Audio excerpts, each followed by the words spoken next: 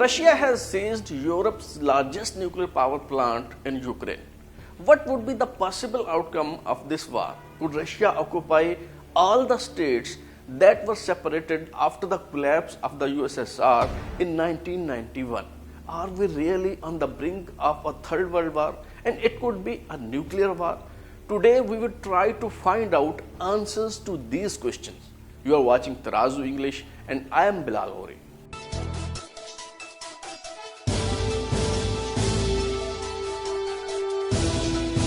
The Russian military has seized control of Europe's largest nuclear power plant in Ukraine after shelling.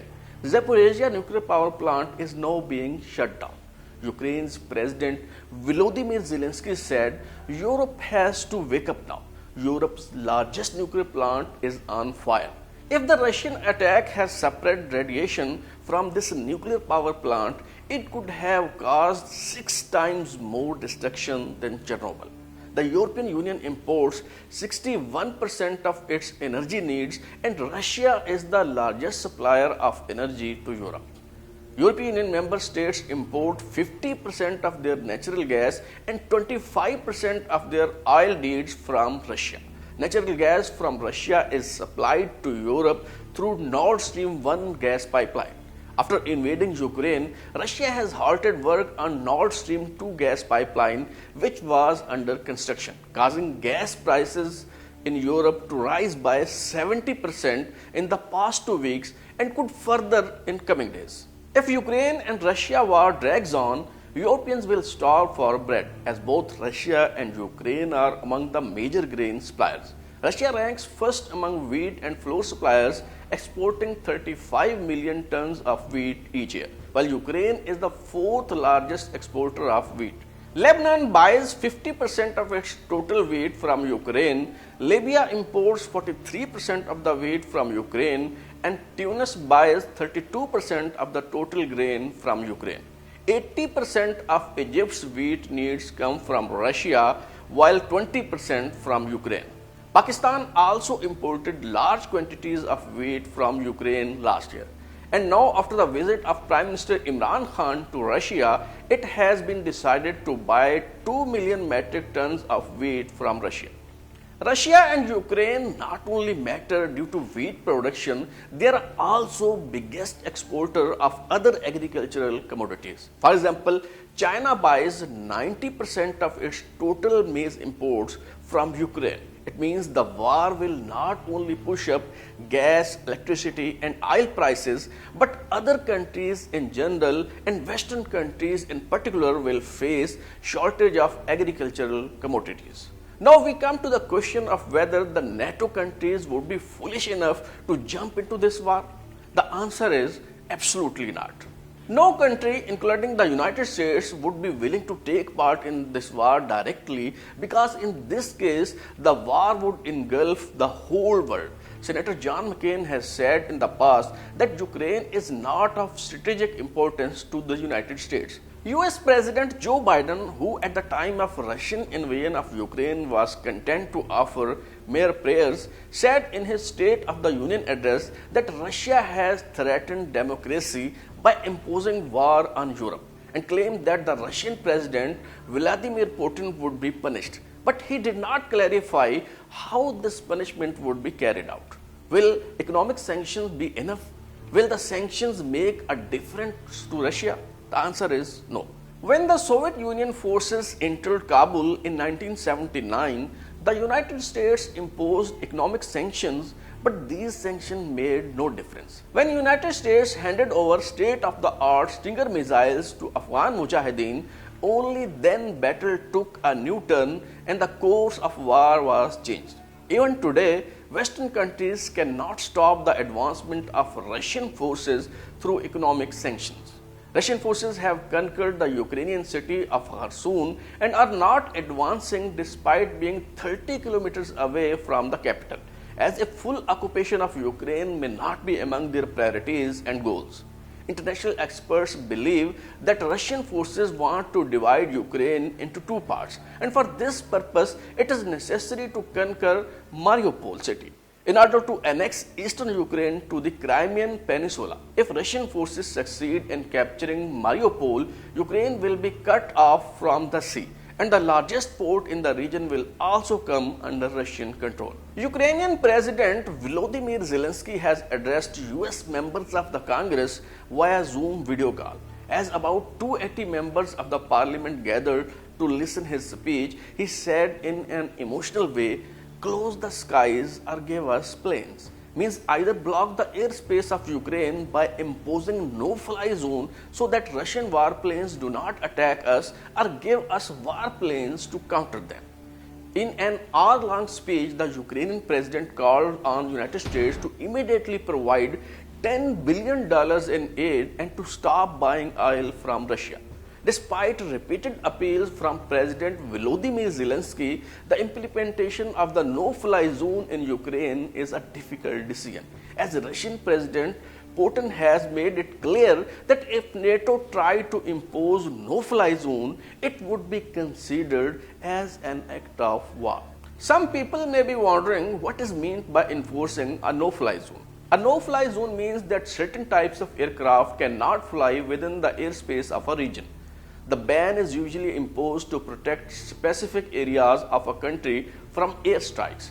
If a no-fly zone is applied in Ukraine, it would mean that NATO-led forces would not allow Russian planes to fly over Ukraine, and they have to shoot down those jets who would try to violate it. Another question is, has the no-fly zone ever been used before? In 1991, after the First Gulf War, the United States and its allies implemented 2 no-fly zones in Iraq in order to protect certain religious groups from attacks. This was done without the approval of the United Nations. Then during the Balkan Wars in 1992, the United Nations adopted a resolution banning unauthorized military flights into Bosnian airspace. In addition, the US Security Council approved a no-fly zone in Libya in 2011. The no-fly zone in Bosnia and Libya was implemented by NATO forces. But those no-fly zones were implemented against fragile and weak countries. If such an attempt is made against Russia, not only this war would spread to the whole of Europe, but Russia as a desperate attempt could also use nuclear weapons. Another worrying question is whether there is a threat of Third World War. Former United States Vice President Dan Quayle has said that we are on the brink of a Third World War. Russian Foreign Minister Sergei Lavrov has not ruled out fears of a Third World War, but has sounded the alarm by saying that a Third World War would be fought with nuclear weapons.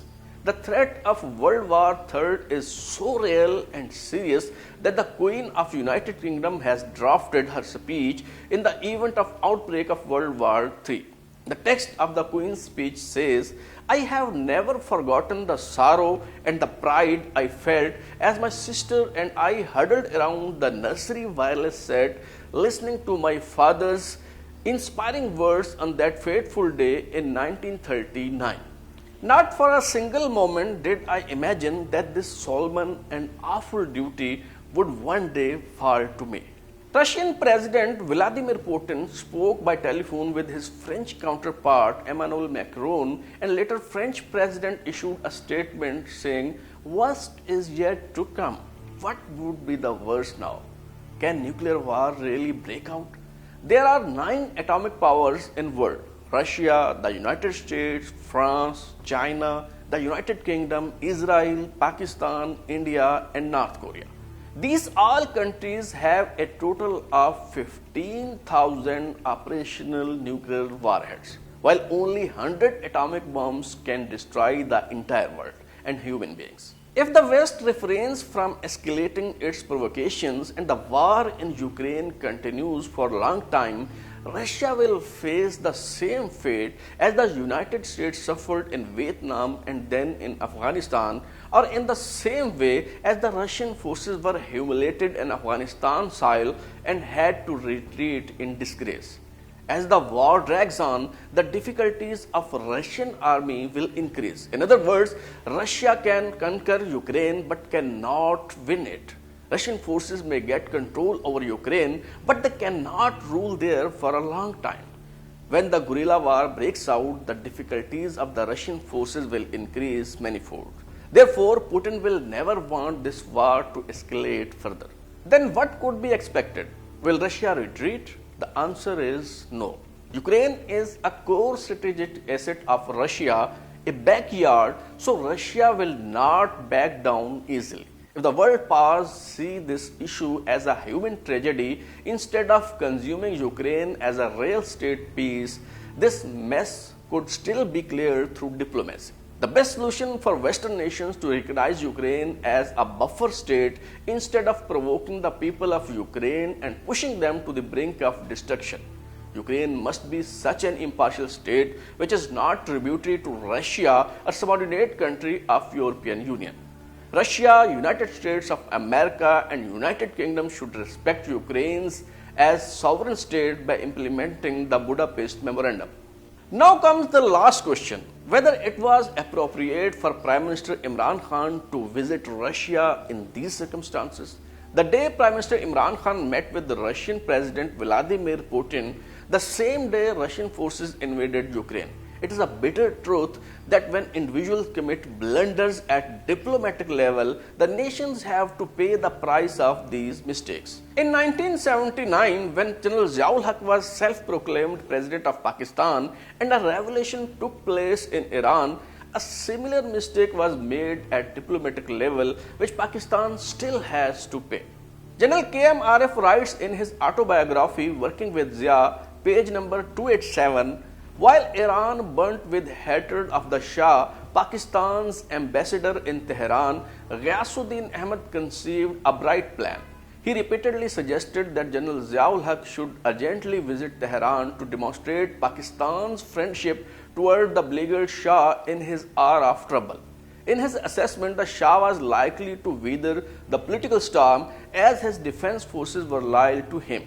A 3-day visit to Iran from 9 to 11 September 1978 by President Ziaul-Haq was thus planned. This turned out to be a diplomatic blunder.